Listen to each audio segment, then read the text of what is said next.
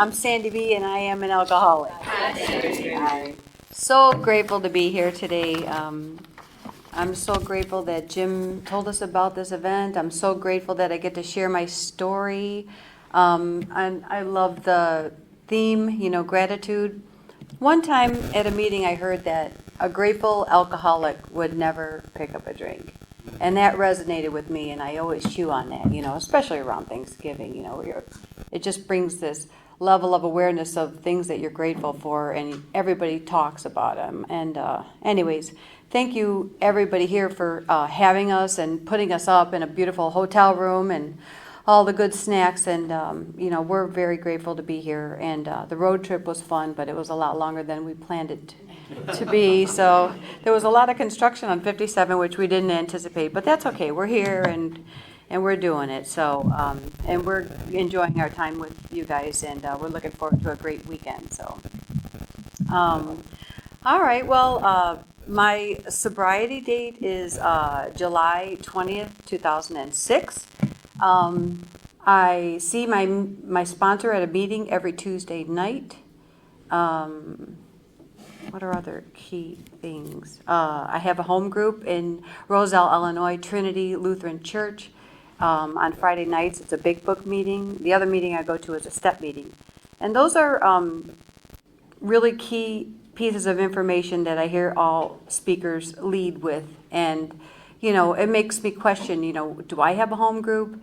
Do I see my sponsor on a regular basis? And those are things that help me stay healthy, and keep me in check. So that's why I brought them up. So I'm going to talk about how it was. So, and I heard Danny speak to this yesterday while he was telling his story. It was a turning point in my life between 7th and 8th grade. And I was hanging around with my friend Carrie, and we were dabbling in cigarette smoking. And one day we were going to the carnival, and we were going through a field, and we ran into one of my brother's friends, and he was smoking pot. And we're like, well, we know how to smoke cigarettes. We're learning that. So maybe he's like, do you want to try it? So my friend Carrie and I were like, yeah, we'll try it. So we smoked pot for the first time. We went to the carnival. We went on the zipper, and we laughed so hard. We had such a great time. And I thought, wow, so that was like the icebreaker, And then during the time that I grew up, you could make a choice. You could either be a burnout or you could be a jock. So I had to be faced with that decision. What do I want to do?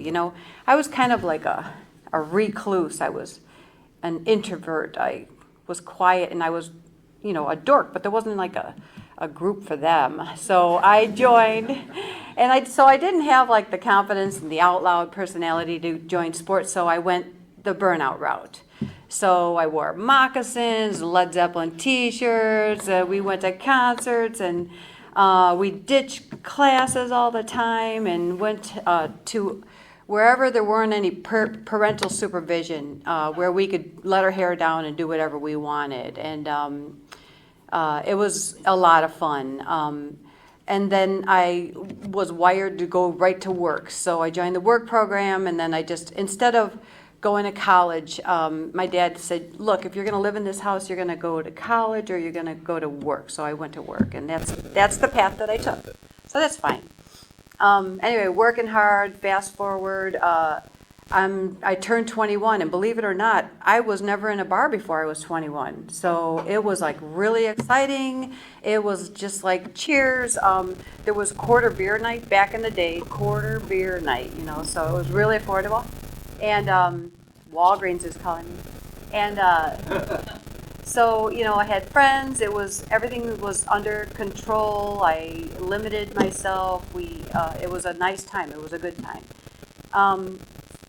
And then, like, after a couple of years on the other side of 21, I went out one night and went to ladies' night and at a bowling alley. And it was all you could drink for free. And there was dancing and a really great DJ. And I was there by myself, and I'm like, this is awesome. I love aerobic exercise, right? So I'm going to go there and I'm going to dance all night. And every time I went back to my seat at the bar, my glass was completely full.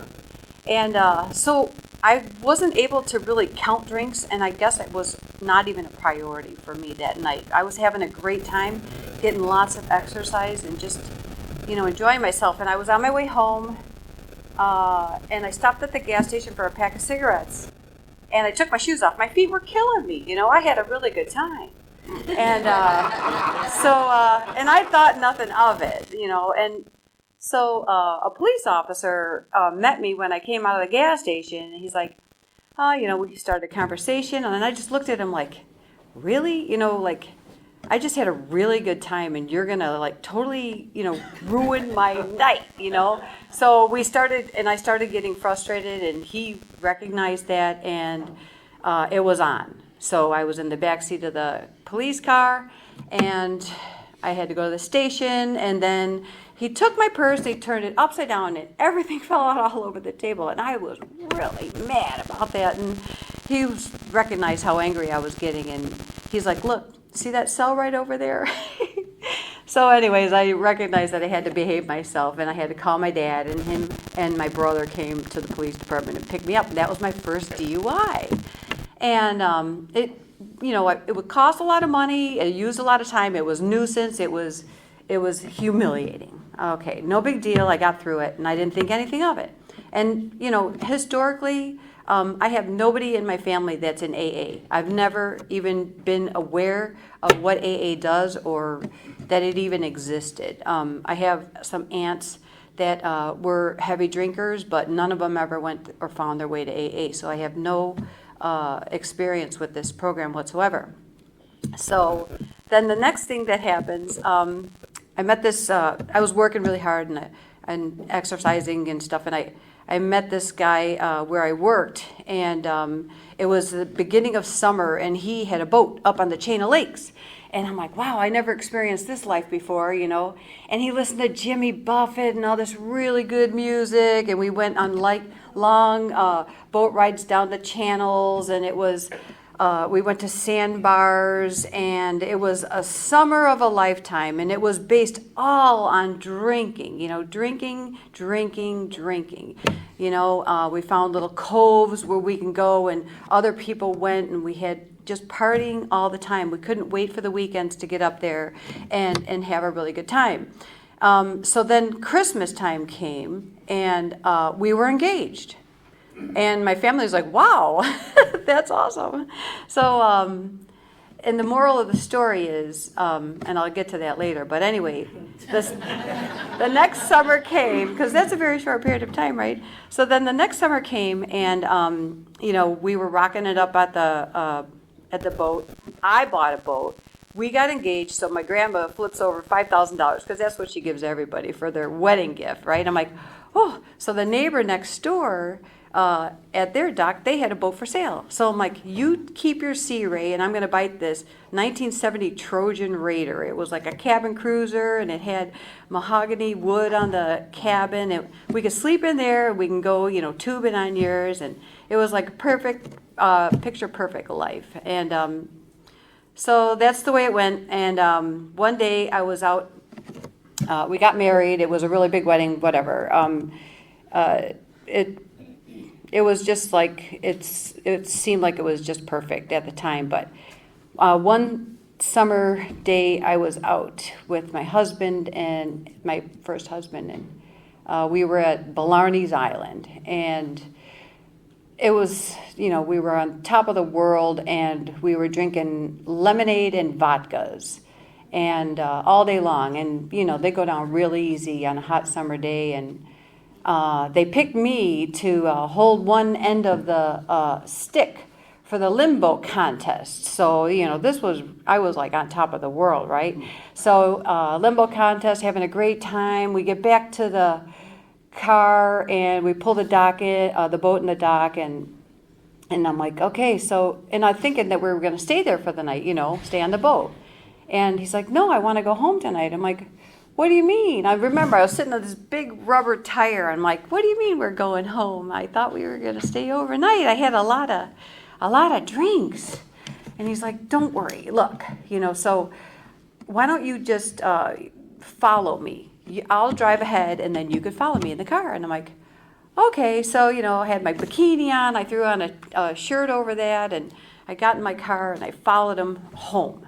And en route, I apparently blacked out, and I lost control of my car, and it flipped over and spit me out. And the next thing I know, I woke up like a week later, and I was in the Milwaukee Trauma Center. I got a ride on a helicopter, and my mom was there, and she was like, "Oh my God, I can't believe you woke up." So I was like, wow, what am I doing here? Well, you had all these tubes, you have all this, punctured lung and broken this and stitches here, and, we weren't sure if you were going to make it. Your head was swollen up like a big pumpkin, and it was pretty serious stuff, So I scared the crap out of her and my family and my husband at the time. And anyway, it was a long road to recovery, and I had to take some time off work, and I had trouble getting around, but eventually I got healthy enough where I could walk to the liquor store. And like I said, I had no idea this little monster was lurking behind the scenes. So I was able to get my own cigarettes, and I was able to get, rum and whatever I needed. And then it was on, and we were off to the races again. And somehow my marriage took a turn for the worst, and I shoulder that responsibility with my ex because our marriage was based on partying and alcohol, And my sister developed this rule. She's like, look, going forward from now on, I want you to take a solid 12 months getting to know the next guy, 4 seasons before you decide to get engaged to him, because you need to see him in all 4 seasons, through all situations, see how he handles himself, and before you even think about it, because this happened so fast. It was a really, really big lesson in my life. So anyway, we went through a divorce. It was a knockdown, drag out. He had the gas turned off on me. I got the house. He got the boat. It was summertime. He was on fire, having a great time. And I was trying to hold the fort down, and I was freaking out because we had a mortgage based on 2 incomes, and I wasn't sure how. I was just filled with fear. So I went to my resources, and I said, okay, so what does a successful single woman look like who lives on her own? An independent woman. I thought, this is the route I'm going to take, right? So I knew that when you're a hardworking person like Archie Bunker, when you come home, you have a couple of beers every day, right? Because that's your reward system. You take your shoes off, you put your briefcase down, and you have a couple of beers. So that was my one example. Another really good example was Sex in the City, Carrie Bradshaw and her friends. Now, they drink, they're all independent, they're beautiful, they're successful, and they all drink martinis all the time. So those were my role models, okay? And that's how, my journey to AA started, I guess. So I would stay in the house, and I would make my cocktails. And see, so right there, that's a problem, because I'm not out having fun. I'm isolation drinking. I'm sitting at home in my house with my curtains closed, and my locks are changed, so make sure that my ex-husband doesn't come in there and take anything. It was a bad divorce, and eventually I'm down in my basement, and I got the curtains closed, and my phone turned off, and that's where my drinking took a turn, and it got unhealthy, and I got really unhealthy. I was a drunk dialer, and I was always calling people, and talking to him, and then I would have no knowledge that the conversation happened the day later. And then my mom would be like, hey, don't you remember? You told me all about this yesterday. So then I got a pad of paper and a pen, and I put that on the coffee table, and then I was going to keep track of the people I call and what we talk about. But the problem was I was so drunk, I couldn't read my handwriting. Oh, it was so crazy. I was a really big recycler, and so, and I tried like different ways to like cut back on my drinking. I don't like beer and I don't like wine, but I started drinking beer. And I had to drink a lot of beer in order to get the same feeling that I would get when I drink my rum. So I'm a big recycler, so I have all these beer cans. They're all rinsed out, and I put them all over my basement floor and put these big rubber boots on and squashed every one of them. And I had to like put them out by the curb, a little at a time. I didn't want the neighbors to know, wow, this lady drinks a lot for living alone. Look at all these bottles and look at all these cans. I mean, and those are examples of insanity that I had, I wasn't aware of how crazy the crazy got. And I wanted to just, talk only a little bit about the beginning, because I'm trying to validate myself, and make sure that you guys know that I belong here. It's so crazy.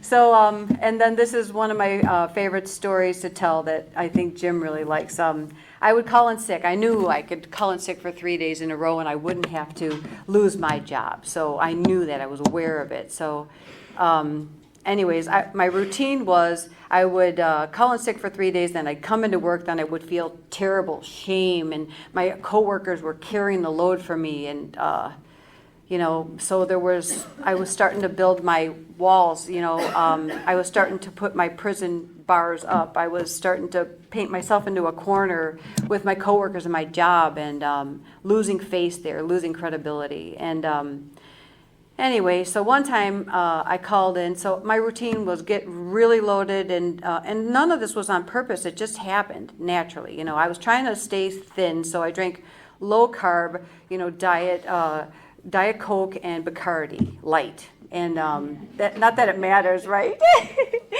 Anyway. So I didn't eat dinner, that's the point. And I would have these cocktails, and I would do like a count method, 1, 2, 3, 4, 5. But on bad days, I would count really slow, like 1, 2, 3, 4, 5. And so there was a lot of rum and only a little bit of Diet Pop. And anyway, then I would pass out, and then I would wake up around 2 o'clock in the morning and make a sandwich. And then I was good to go, and wake up with my alarm and go to work. But anyways, one night I knew I went too far, and I called in sick, and then I did my routine, and I had my sandwich so I don't get sick, and then I woke up with my alarm, and then I got dressed and I went to work, and they're at the office, they're looking at me and they're perplexed, and they're like, what are you doing here? You called in sick. So I didn't even remember that I called in sick. It was just bad. Yeah, that's bad. So I just, it just got progressively worse. So I would call my parents, and then they would take me to the emergency room, and then I would get rehydrated because I was not eating. So I'd get rehydrated and get some vitamins or whatever. They'd give me an IV, and I would be good to go, and they'd send me home, and it was humiliating, just humiliating. And then I'd call them again, and then be like, okay, here we go again. And then one time my mom's like, this time we're not going to bring you to the hospital. We're just going to bring you over to our house. So I went over there, and that was a really humiliating 24 hours. I had dry heaves, and I was shaking like crazy, and so that didn't go too well, and I lost more face with my family and my parents. So then it happened again, and my mom's like, I got an idea. We're going to take you somewhere else. They'd come and pick me up. I'd pass out on the steps at my house, and then they'd come and pick me up and bring me wherever. I'm so grateful to my parents for helping me find sobriety. They brought me to the Alexian Brothers Behavioral Health, and that's what saved my life. Got checked in, and I was there until my insurance told me I couldn't be there anymore. And going back to when I hit the bottom, it was like being on a carnival ride, and it's supposed to be really fun, and it's great, and you're twirling around, and you're having a great time. But then, like, you've had enough, and you're looking around, and where's the guy who operates the machine? He's nowhere around, right? It's not fun anymore. I'm going to get sick, It was like that. It was like that for me. It was something that was supposed to be really good, drinking and having a good time, and it turned bad, and it didn't make any sense to me, Anyway, so I found sobriety. They leveled out my they gave me some medication. They straightened me out. Healthy way of getting sober. My roommate, she looked at me in the hospital, and she's like, do my eyes look yellow to you? And I'm like looking at her, and I didn't really, I looked at her eyes, and I had to do a double take, and I'm like, they're like, canary yellow. And I thought, that's so odd, But like the next day, her health started declining, and she, within 2 days, she couldn't even hold a fork. She was in a wheelchair, and she was trying to eat her dinner next to me. And then we all had to write a card to say goodbye to her because she was going to a different part of the hospital to die. And that was like my first time I realized that our bodies could only take so much, that our organs can only handle so much. I had no clue that there was a maximum limit on the amount of alcohol I could drink, and that it would make, that would affect your life, So that was really sad. And we wrote a goodbye letter to her, and it was like, whoa, this is serious. Pay attention. Sit up, right? So I got out and found a club right by my house, EDI, and it was walking distance, 2 miles. I could walk there, ride my bike, drive, and I went there every day. And I tried to make that place part of my community and become part of its community, the fiber there. I showed up every day. I didn't know what I was doing there. I really was impressed by the way everybody just behaved themselves and was quiet, and people took turns talking, and it was just like, they're all adults. We're here on a Friday night. It's breezy, and we're all behaving ourselves so well, and a miracle just walked in the door. Anyway, so I remember when I was in the hospital, there was a woman who was doing some demonstration for the group, and she had these really nice shoes on, and I'm like, holy cow, I used to love shoes. Why didn't, I haven't thought about shoes or thought about that. I was lost. Where was I? I wasn't myself anymore. I remember the first time I had a belly laugh in sobriety, and I was like, holy cow, what is that sound? That sound came out of me. I haven't heard that sound in such a long time. It was beautiful.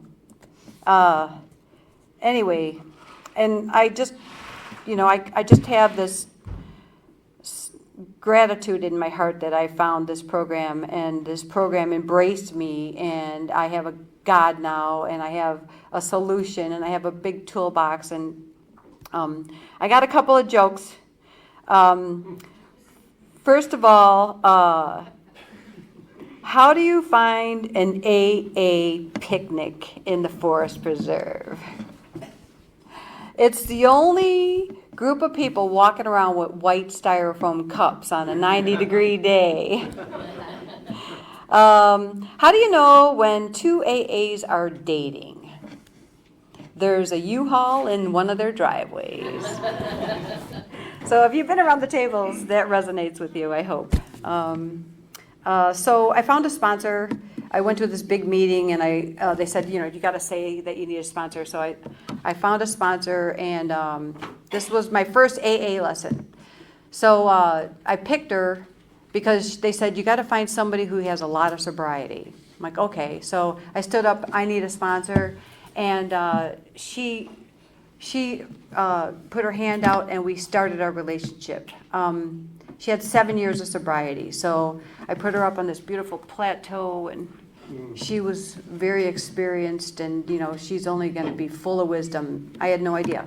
So I did what I was supposed to do. I called her every day, and she was never returning my calls. And then the holidays were coming, and I was getting really nervous. These are the holidays. I got to be sober for the first time ever. I got to go through New Year's and Christmas, and God, I really could use some help with this sponsor. I didn't hear from her, so I leaned hard. I leaned hard on the AA group that I was going to every day. I was like, what are you guys doing for the holidays? Where are you going? How do I...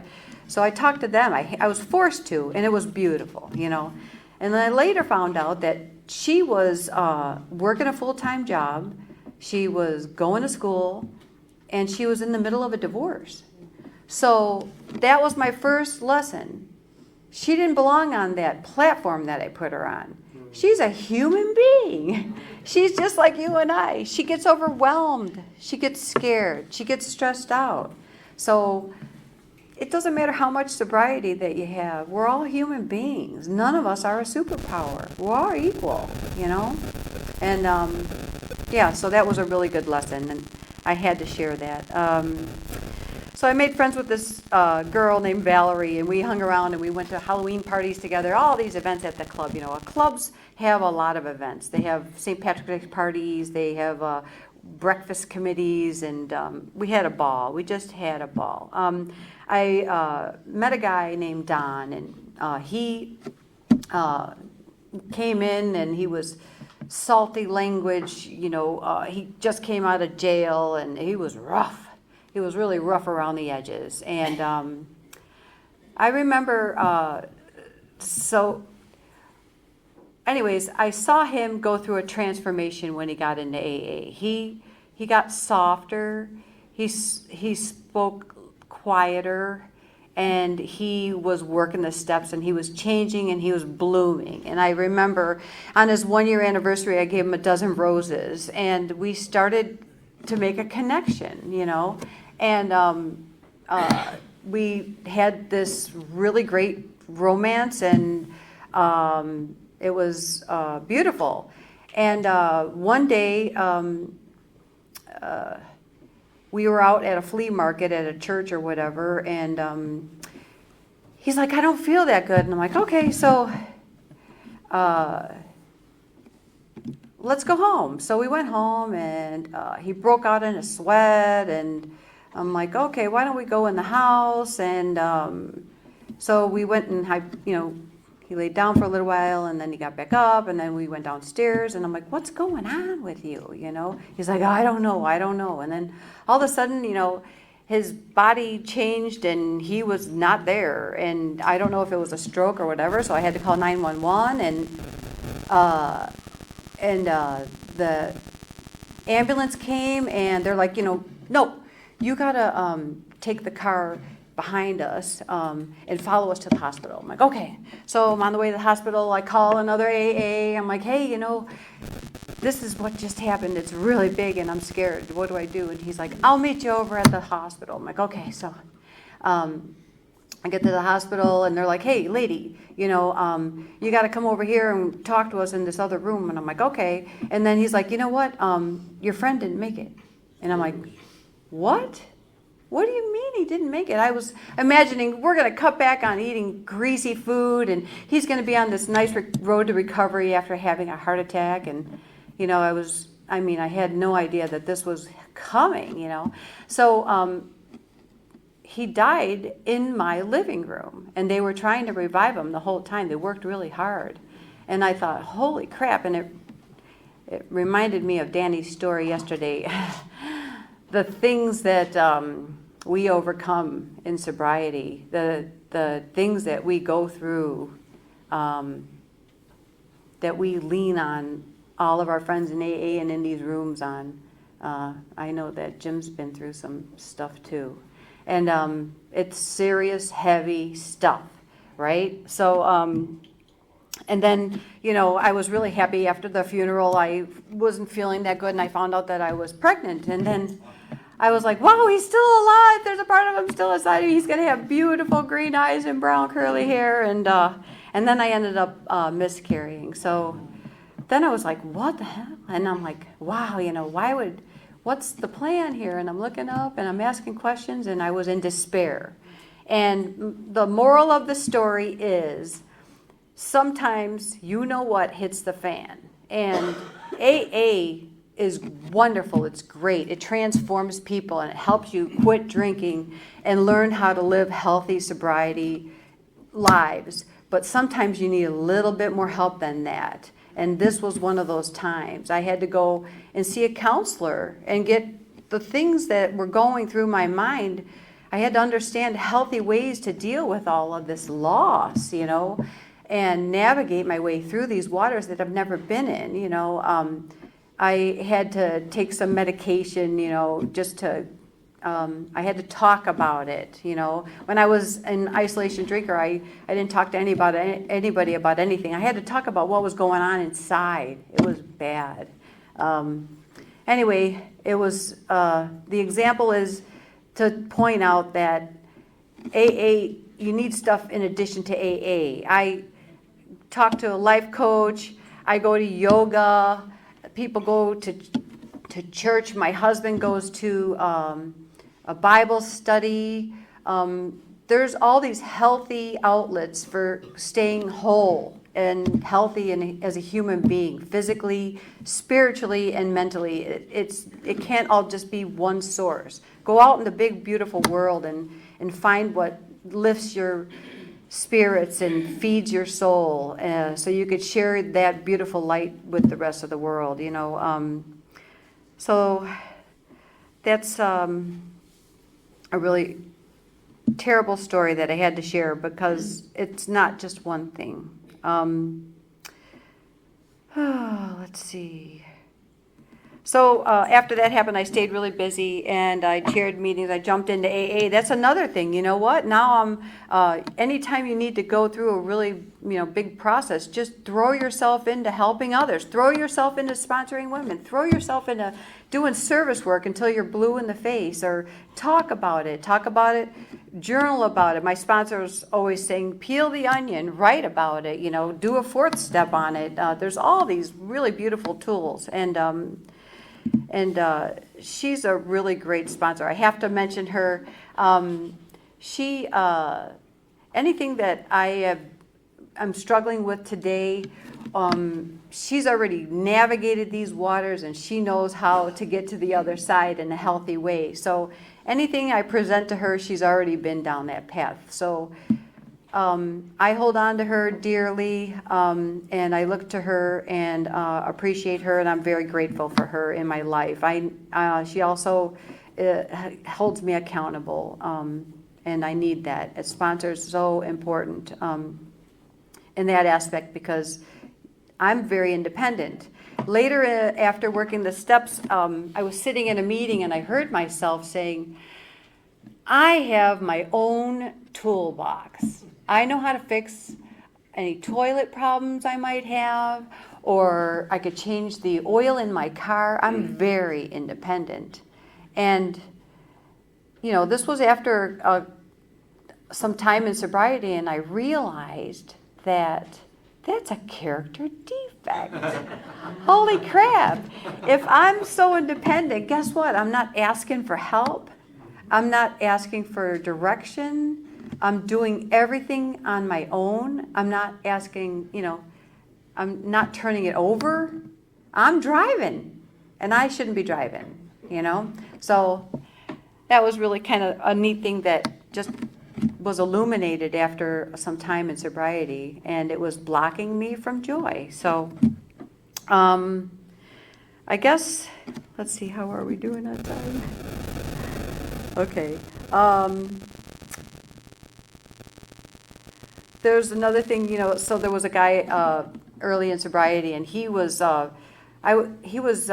always quoting the big book. He knew the page numbers, he knew the paragraph numbers, and I was like, wow, he's really working his program. I should turn it up a notch, I don't know the page numbers and the paragraph numbers and, but then like a couple weeks later I saw him at Schaumburg Fest and he had a red Solo cup in his hand. And I looked down and I'm like, hey, that doesn't make any sense. You know all the page numbers, where to find everything in the big book. So my point is that you got to put the rubber on the road and you got to get involved in service and work the program. It doesn't matter if you could memorize page numbers. That's not going to keep you sober. Stay connected. That's not going to keep me sober. So I'm glad I don't know all the page numbers. So the promises, they do come true over and over. Again, as you work the program, and you should be going through the steps. I shouldn't say you should. I should be going through the steps multiple times throughout my life. I know that the first time I did a fourth step, I left out a lot of, the fourth step. I left out a lot of stuff, and then I go back to my hometown, and I see people, and I run in, and things like jog my memory, and it's like, oh boy, I owe that person an amends. Oh geez, I should right that wrong. So I just keep on, recycling. More will be revealed. That's what they say in the big book. I don't know what page. Anyways, here's the good stuff. So my husband, I met him at an AA barbecue. And so I got to this point, and this is really important. When I got sober, they said, hey, lady, no dates for a whole year. And I'm like, what? What do you mean? Oh, I'm like, wow, I can't imagine having being a whole year without a relationship, Well, the truth was, I don't think I've ever been down this road before, right? I was always wired like, oh, he's the half that makes me whole. Between the two of us, he fills my soul. I feed his soul. It's like I'm so reliant on a man in my life to bring me joy and make me a whole person. So I was like, okay, 12 months, I think I could do it. And I'm like, and I didn't understand why she was asking me to do that. And it was just like baffling to me, like, what is she getting all in my private life and business for and everything. And the reason was, it was so that I could work the 12 steps of Alcoholics Anonymous, to get to know myself, to straighten my stuff out, to get close to God and get to know God. And you know what? That was a fantastic start. 12 months. And you know what? I needed more time than that, I needed more time to get to know myself. I still was making wrong turns and leaning on other people for my joy. And I got to a good place where I was hanging out with women and going to all these AA events and having a ball. And I had no guy in my life for a while. And I was on my 2 feet, and I was happy, and I was solid. I was confident. I was strong. And then I go to this barbecue. And it was like a board hit me on the side of the head, and I was like, what? And I met my husband-to-be. He was a nice guy. He started hanging around with me and my girlfriends. And I didn't see it coming. And we started out as friends, and we were both, burnt at the edges in our previous relationships or whatever. And we were cautious, and we took our time, and we started dating and started this beautiful relationship. We were together for almost 10 years before we got engaged. And then he's wired, he's a wonderful man.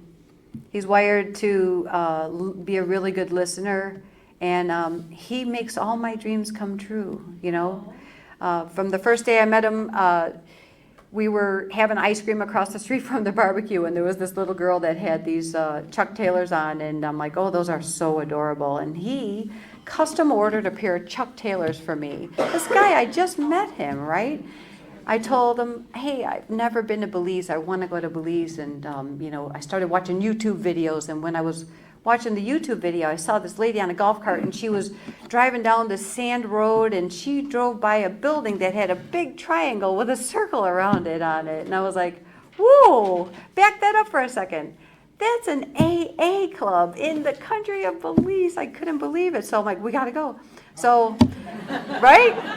So I was going to these meetings, and there was a poster on the wall, and it was a guy and a girl, and they were holding hands, and, anyway, they were on this beautiful, jello see-through water, and I'm like, that inspired me. So I shared it with Bill, and Bill surprised me. We booked a trip to Belize, and he surprised me, and he came downstairs, and he was wearing the same exact outfit as the guy in the picture. So I went to the resale shop, and I bought the same exact outfit that the girl was wearing. So when we went down there, we had somebody take our picture. We were posed exactly the people. So dreams come true. This wonderful man makes your dreams come true. So I wasn't ready. Then I was ready. How was I ready? I was ready after I spent a long period of time working on the steps and finding myself. Learning to love myself. That's really important. You're worth it. You're worth investment in time in getting to know yourself. I heard at the yoga studio, we're the biggest project we're ever going to work on, in our lives. But if I had kids, then they would probably be the biggest project. I don't have any kids, so. And then I think I was going to say that the promises do come true, and they come true over and over again. I talked about my wonderful husband, and I have a really good job. I enjoy working with my coworkers. They're friendly, and that's a blessing. I did a lot of growing up in AA. I found my voice. I learned the pause button. I learned when to stay quiet, bite my tongue, and instead look at what's driving, why is that person bothering me? What button are they pushing? And they're always pushing buttons, right? There's a lot of tools that this program gave me. It made me a better sister, a better daughter, a better worker, a better wife, a better friend. There's a woman in my Tuesday night group, and she made the announcement 2 weeks ago that she has stage 4 cirrhosis of the liver. And I was like, holy cow. So, although I'm gliding around on this carpet ride of joy, at the end of the day, this is a very serious disease, and it kills. And if you don't pay attention and take it seriously, something terrible is going to happen to you. I couldn't fix the alcoholism. I couldn't take it out of my system. This is the only thing that worked for me. I had never followed through on anything. So this is one thing that I'm going to hold on to for the rest of my life, God willing, one day at a time. And one more thing, we just had a presidential election, right? And we were sitting around the tables, and I know for a fact that there's people that were sitting at those tables that didn't vote for the same person that I voted for. And the point is that stuff doesn't matter. It doesn't matter what color you are. It doesn't matter what your sexual preference is, your religion, your political party that you belong to. In AA, all of those labels are left at the door, and we're united in the spirit of staying healthy. So I just, I love AA to my core. I adore it. And it saved my life and gave me so many beautiful gifts. And I'm just going to keep coming back. Thanks.